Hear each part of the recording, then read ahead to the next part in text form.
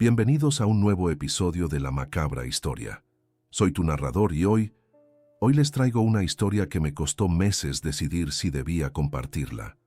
Una historia sobre mi primo Miguel, sobre un retiro espiritual en las montañas de Oaxaca y sobre los 22 participantes que nunca regresaron. Lo que estás a punto de escuchar no es ficción. Es el testimonio de alguien que debería haber estado allí, que casi fue parte de aquellos que desaparecieron en 1982 y que ha cargado durante décadas con el peso de lo que descubrió después. Antes de continuar, te pido que te asegures de estar en un lugar donde puedas prestar atención completa, porque los detalles importan en esta historia. Hay elementos que solo cobrarán sentido al final, y te prometo que el desenlace te dejará pensando durante días.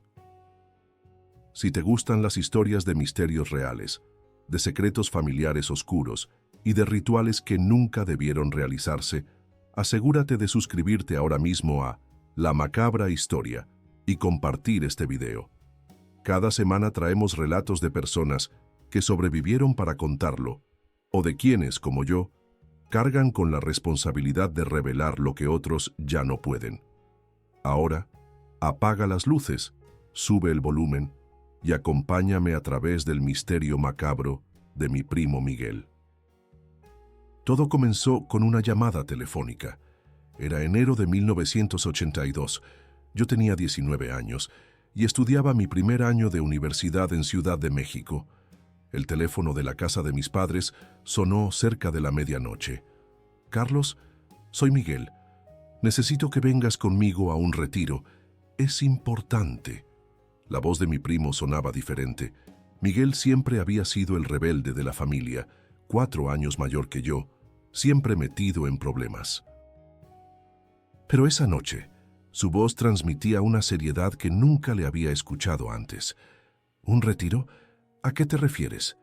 ¿Estás metido en alguna iglesia ahora?», le pregunté entre risas, pensando que era otra de sus locuras pasajeras. «No es religioso, es espiritual. Es difícil de explicar por teléfono. Nos vamos el próximo fin de semana. Dura 5 días. Te mandaré la dirección». Recuerdo mirar el reloj mientras hablaba. 12:14 de la madrugada. Mi madre dormía, mi padre estaba de viaje en Monterrey.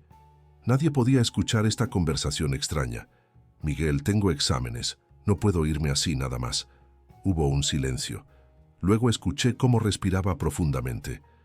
«Carlos, he encontrado respuestas sobre lo que le pasó a nuestra abuela, sobre por qué nuestra familia está como está. Este retiro, la persona que lo dirige, sabe cosas sobre nosotros». La mención de nuestra abuela me erizó la piel. Doña Soledad Vázquez, la matriarca severa que murió en circunstancias nunca aclaradas cuando yo tenía apenas 7 años. La mujer cuyo nombre estaba prohibido mencionar en nuestra casa. ¿Qué tiene que ver la abuela con un retiro espiritual, Miguel? Estás asustándome. Mira el sobre que te envié hace 3 días. Ábrelo ahora. No recordaba ningún sobre. Pero entonces pensé en el correo que había llegado y que mi madre había dejado en mi escritorio. Un sobre amarillo que no había abierto aún. «Espera», le dije mientras iba a mi habitación. El sobre estaba allí sin remitente. Lo abrí mientras sostenía el teléfono con el hombro. Dentro había una fotografía antigua en blanco y negro y un recorte de periódico amarillento. La fotografía mostraba a nuestra abuela, mucho más joven, de pie junto a un hombre alto y delgado vestido completamente de blanco. Estaban frente a una hacienda de piedra. Al reverso, escrito con tinta descolorida, «Retiro de San Cristóbal, 1952. Soledad y Maestro Altamirano». El recorte de periódico tenía fecha de mayo de 1952. El titular decía: «Continúa misterio en Oaxaca. 15 personas desaparecidas en retiro espiritual». «¿De dónde sacaste esto?». Mi voz temblaba. «De un baúl escondido en el sótano de la casa de la abuela». «Hay más, mucho más. Carlos, nuestra abuela fue la única sobreviviente de un retiro como este.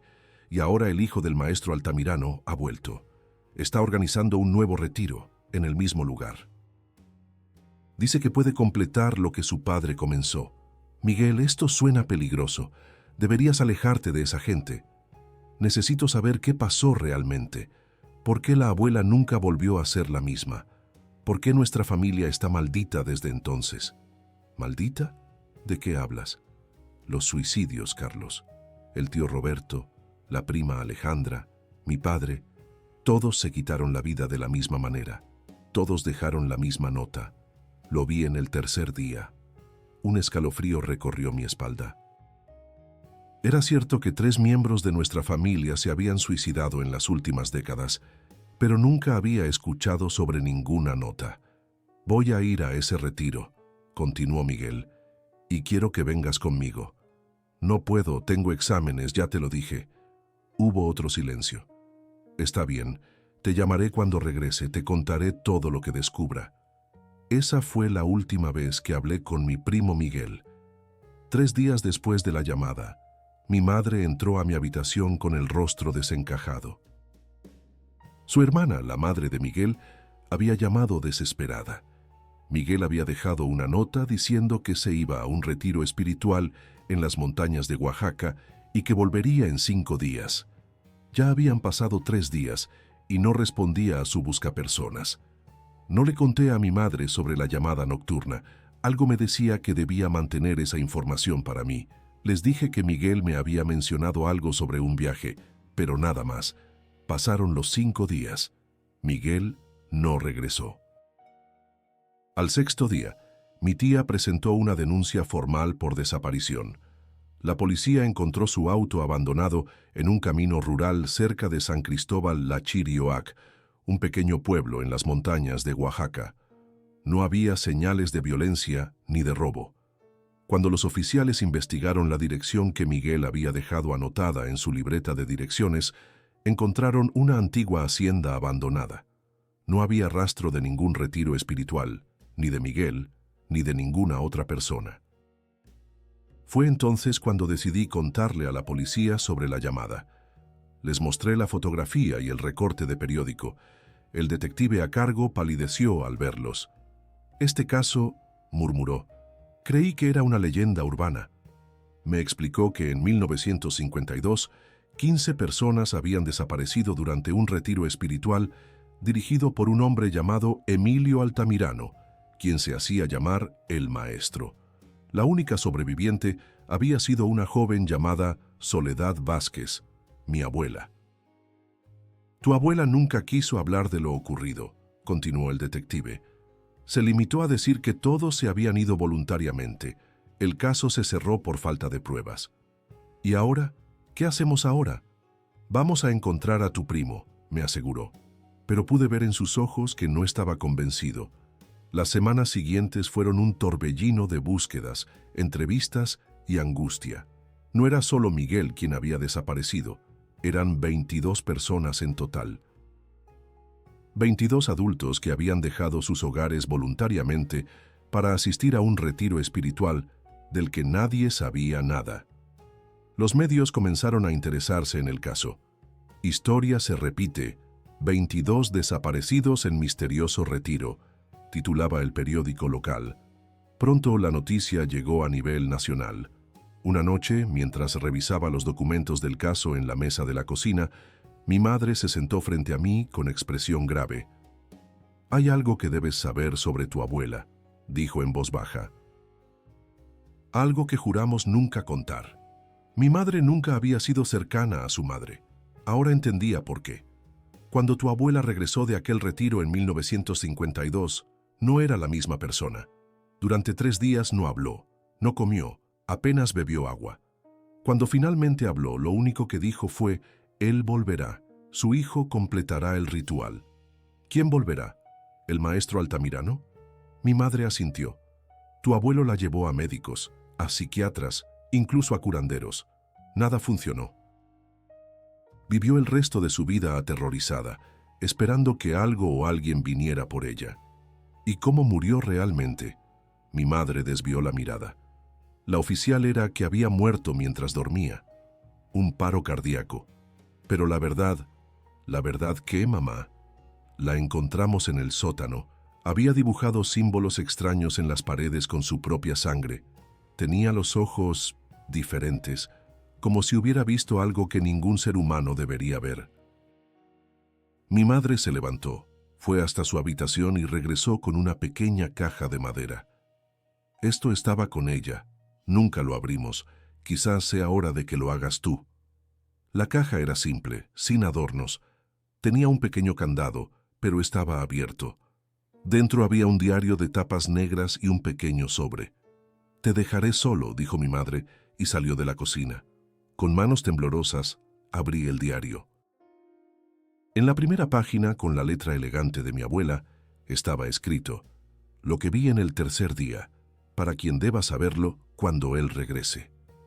Las páginas del diario de mi abuela estaban amarillentas, algunas manchadas con lo que parecía ser humedad o lágrimas. Su caligrafía, normalmente impecable según recordaba mi madre, se volvía cada vez más irregular conforme avanzaban las páginas, como si quien escribía estuviera perdiendo el control o la cordura. Comenzaba así: 5 de mayo, 1952. Hoy llegamos a la Hacienda San Cristóbal. Somos 15 personas, todos buscando respuestas, sanación o iluminación espiritual. El maestro Altamirano nos recibió con una sonrisa serena que no alcanza sus ojos.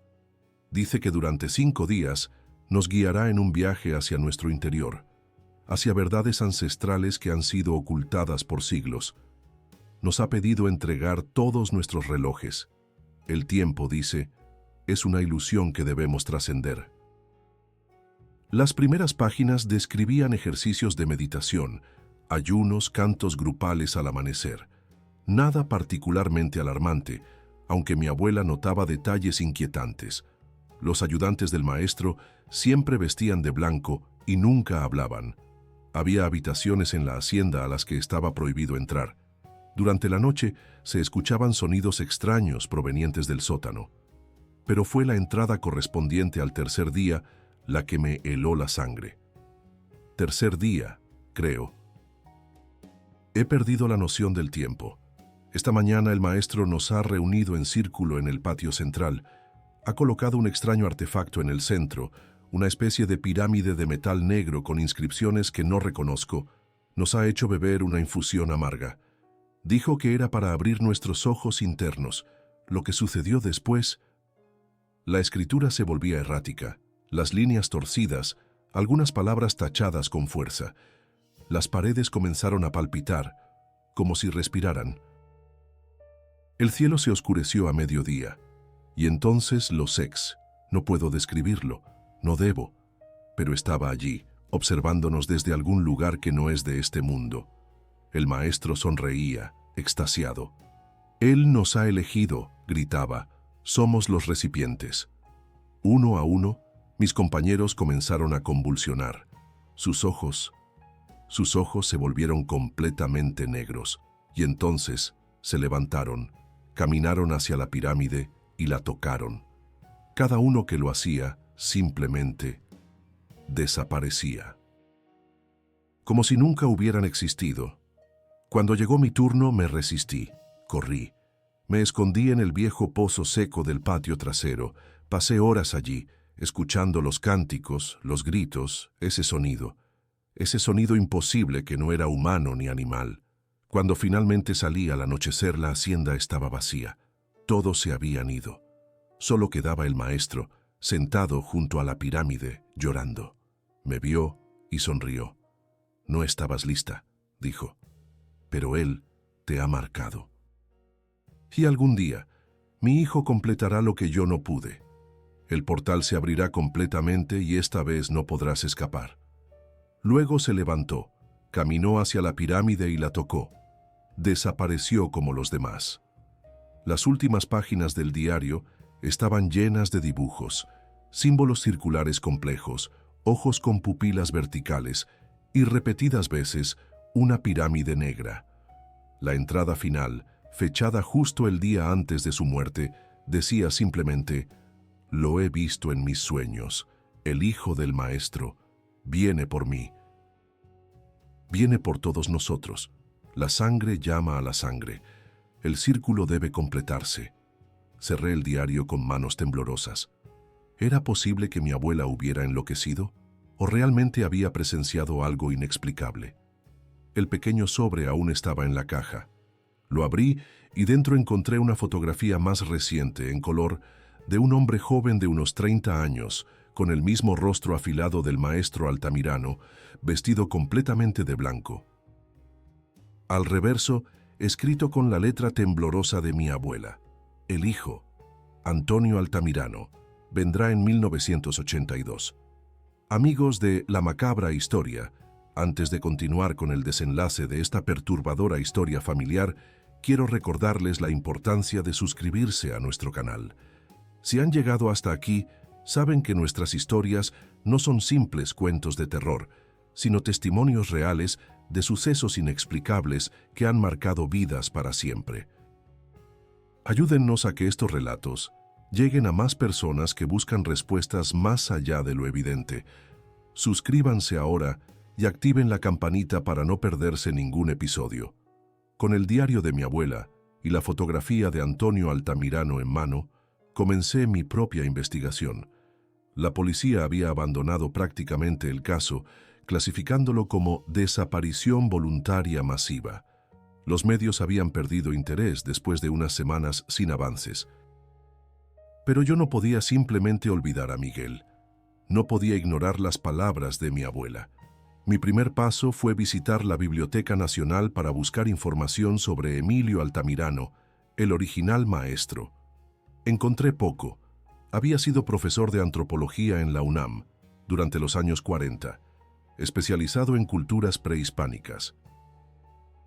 Había publicado varios artículos sobre rituales antiguos de pueblos indígenas de Oaxaca, particularmente aquellos relacionados con portales dimensionales y comunicación con entidades superiores. Fue despedido de la universidad por prácticas no científicas y comportamiento errático. Después de su despido, desapareció del ámbito académico. No había registros de él hasta 1952, cuando su nombre apareció brevemente en los periódicos relacionado con la desaparición de 15 personas en un retiro espiritual. Sobre Antonio Altamirano, su supuesto hijo, no encontré absolutamente nada. Mi siguiente paso fue más arriesgado. Decidí ir a San Cristóbal La Chirioaj, al lugar donde había desaparecido Miguel. El pueblo era pequeño, aislado, enclavado entre montañas verdes y neblina perpetua. Los habitantes me miraban con desconfianza cuando preguntaba por la antigua hacienda o por las desapariciones. «De eso no se habla aquí», me dijo una anciana vendedora de hierbas en el mercado. «La hacienda del maestro está maldita. Los que van, no vuelven». Finalmente, encontré a alguien dispuesto a hablar, don Julio, el cantinero local, quien después de varios tequilas me confesó que su propio abuelo había sido uno de los desaparecidos en 1952. «Mi padre me contó que el maestro Altamirano no era humano», susurró, «que vino de otro lugar, otro tiempo, para abrir un portal, que los que desaparecieron no murieron, sino que se transformaron». «¿Transformaron en qué?». Don Julio se persignó. «En recipientes, para algo que quiere entrar a nuestro mundo». Me habló entonces de una leyenda local, anterior a la llegada de los españoles, sobre una entidad adorada por los antiguos habitantes de la región. Un ser que no era Dios ni demonio, sino algo más antiguo, que existía entre dimensiones y que prometía conocimiento y poder a cambio de recipientes humanos. «Cada 30 años», continuó, «el velo entre mundos se adelgaza aquí. Es cuando puede intentar cruzar, pero necesita ayuda desde nuestro lado. Necesita un portal y recipientes dispuestos». ¿Y cree que eso es lo que intentó el maestro Altamirano en 1952? ¿Y lo que su hijo intentó en 1982 con mi primo y los demás? Don Julio asintió lentamente. La pregunta es, ¿lo lograron esta vez? Decidí visitar la hacienda abandonada. Don Julio se negó a acompañarme o a indicarme el camino exacto, pero me dio referencias suficientes. Después de horas caminando por senderos cada vez más difusos, la encontré. Una imponente construcción colonial de piedra gris, parcialmente derruida, cubierta de vegetación. Exactamente como en la fotografía de mi abuela, solo que 70 años más deteriorada. El silencio allí era absoluto. Ni pájaros, ni insectos, ni siquiera el sonido del viento entre las hojas. Un silencio antinatural que pesaba como una losa. La puerta principal estaba abierta, como invitándome a entrar. El interior estaba en penumbra, lleno de polvo y telarañas. Parecía abandonada desde hacía décadas, no semanas. Recorrí las habitaciones vacías, buscando alguna señal de Miguel o del supuesto retiro. No había nada, ni muebles, ni pertenencias, ni siquiera basura reciente. Entonces encontré las escaleras que bajaban al sótano. No debería haber bajado. Ahora lo sé, pero necesitaba respuestas. El sótano era un espacio amplio, abovedado, con pilares de piedra. Y allí, en el centro, había un círculo perfectamente dibujado en el suelo de tierra. Un círculo idéntico a los que mi abuela había dibujado en su diario. Dentro del círculo, un objeto que me heló la sangre. Una pequeña pirámide de metal negro, exactamente como la que había descrito mi abuela. Me acerqué con cautela. La superficie de la pirámide parecía absorber la luz, como si fuera un agujero en la realidad. Y tenía inscripciones, símbolos que me resultaban vagamente familiares pero imposibles de leer. No la toqué. Algo me decía que no debía hacerlo.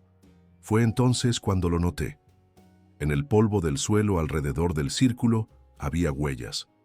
Huellas recientes. Docenas de ellas. Todas dirigiéndose hacia la pirámide, ninguna alejándose. Y entre el polvo, algo brillaba. Me agaché para recogerlo. Era el relicario de plata que Miguel siempre llevaba al cuello. Lo abrí. Dentro, la misma fotografía de siempre. Miguel y yo de niños, sonriendo a la cámara. Pero había algo más, un pequeño papel doblado. Lo abrí con dedos temblorosos. Era una nota escrita con la letra de Miguel. Carlos, si estás leyendo esto, significa que he seguido el camino de los demás. No me busques. Lo vi en el tercer día. Es hermoso y terrible. Volveremos todos juntos en 30 años. El círculo debe completarse.